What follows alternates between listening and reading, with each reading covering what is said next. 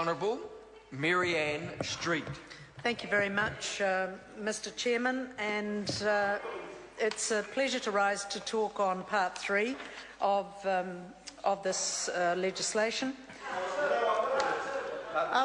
We're on Part 3. Wake up, Maggie. Mr. Just voted on Part 2, dear. Order. I know it's Thursday morning. Well, Tuesday morning. And I know that everyone's in jovial spirits, but the reality is that we have one speaker addressing Parliament, and when members interject on each other who don't have the floor, it is not permitted. All of you may have a call, or take one, shortly.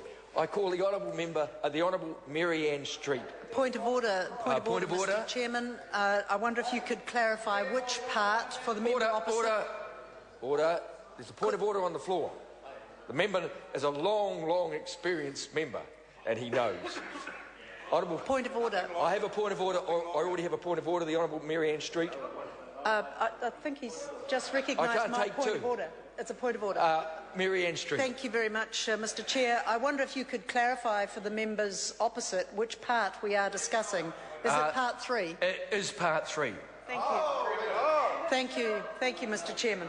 Sorry. I hate to interrupt my colleague, but point of order, the right that was in part what my point of order was, because I was actually shocked to find out across the House someone thought it was Part 2, but then again, that's the person that would have things not happen over a dead body.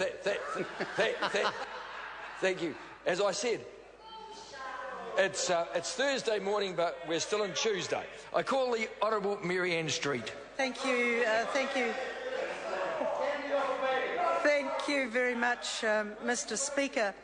And in case some of the members opposite who were also here in the House late last night when I spoke on Part 2 of the bill, which we've just passed, were asleep at that time, I would like to repeat the importance of this legislation and the timeliness of it. I glossed over the fact that it is 100 years this year of good quality public service in New Zealand, and that is being celebrated by Transparency International New Zealand as they move to do their audit on our processes and the apparatus that keep us at the top of the transparency and perception of a lack of corruption indices. So those are parts of our reputation that I personally, and I know my colleagues here, hold very dear, and that reputation is absolutely predicated on the transparency and the quality of the public service. So 100 years of public service and simultaneously 100 years of the formation and the work of the Public Service Association. So in case people were not up at midnight last night when I said that, I would like to draw that to people's attention again.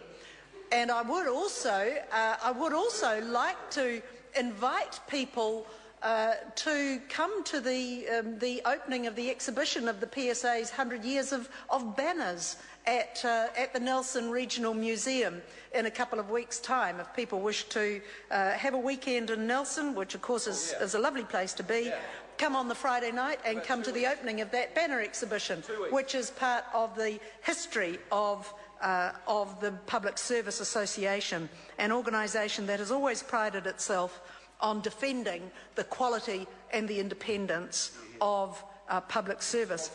But so in accordance with this, that is apposite, because amendments that have been made to this legislation have been done with agreement across the House, but have also been taken to the Public Service Association and the Council of Trade Unions as appropriate stakeholders in this legislation.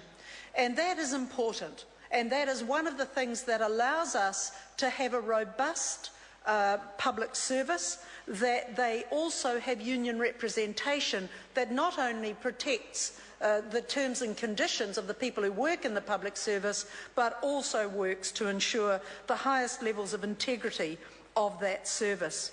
And so I would like to pay my particular tribute to the PSA in their centennial year.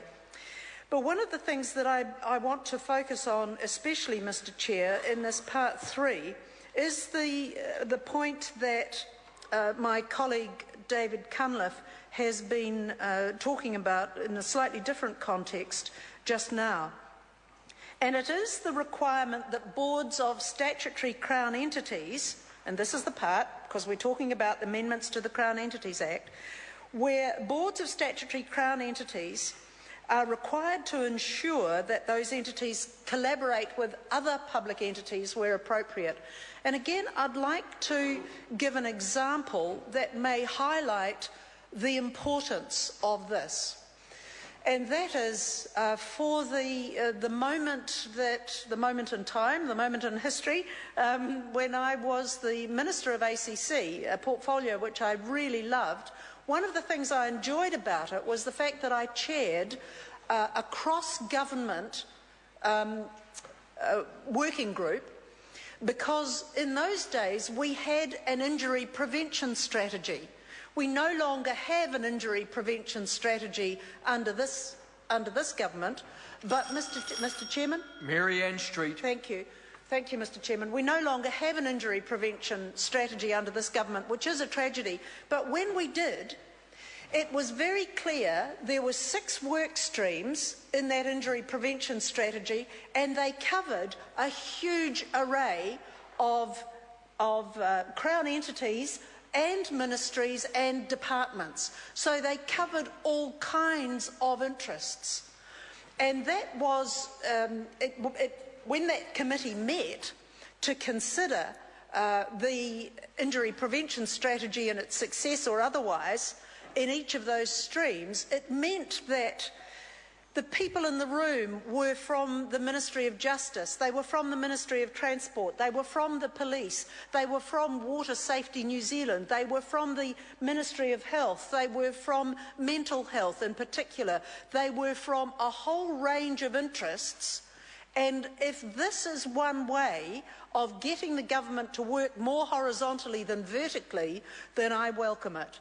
That committee, as the example I'm using, that committee worked horizontally because it needed to look at suicide prevention, it needed to look at deaths and injuries caused by water, it needed to look at road transport accidents, it needed to look at 6 areas where injuries could be prevented. It had a falls work stream. Well, it's unfortunate that this government has now taken away the funding for the falls strategy that was in place that really enabled lots of elderly people to prevent themselves from falling and having those injuries that we know are so tragic and difficult in older age.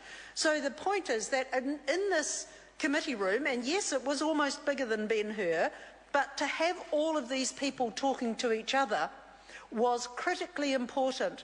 And the prime example I give, which will be of interest to my colleague Ian Lees-Galloway, is that across each of those work streams, 28 to 35% of the accidents, if I remember correctly, were caused by alcohol. And so in seeing that synergy across 6 different work streams of injury prevention, it was patently obvious that an area that the government needed to focus on was harm by alcohol. And that, I have to say, is another lost opportunity that this government has committed in recent months, that it did not take the opportunity to reduce the harm caused by alcohol in a way that it could have. And when I, as a minister, was sitting there with all of these departments there, and they could all listen to each other. Transport, we could talk about road transport accidents. We could talk about deaths by boating or injuries from boating or water-related accidents and so on.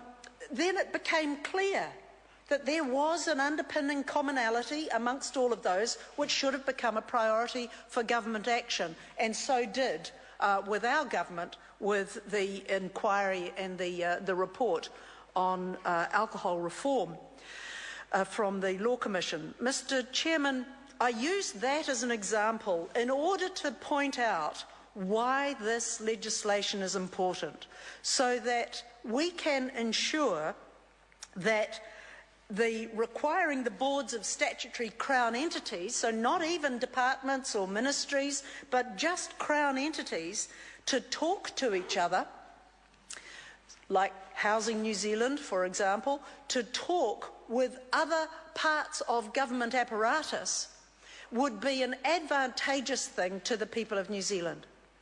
And I welcome this provision in particular, and I welcome it as a little step. I don't see it as a huge cataclysmic step or improvement in government administration, but I do see it as an important small step to learning how we might govern horizontally across portfolios and government departments and Crown entities, rather than vertically in the silos that we have been accustomed to administering in the past.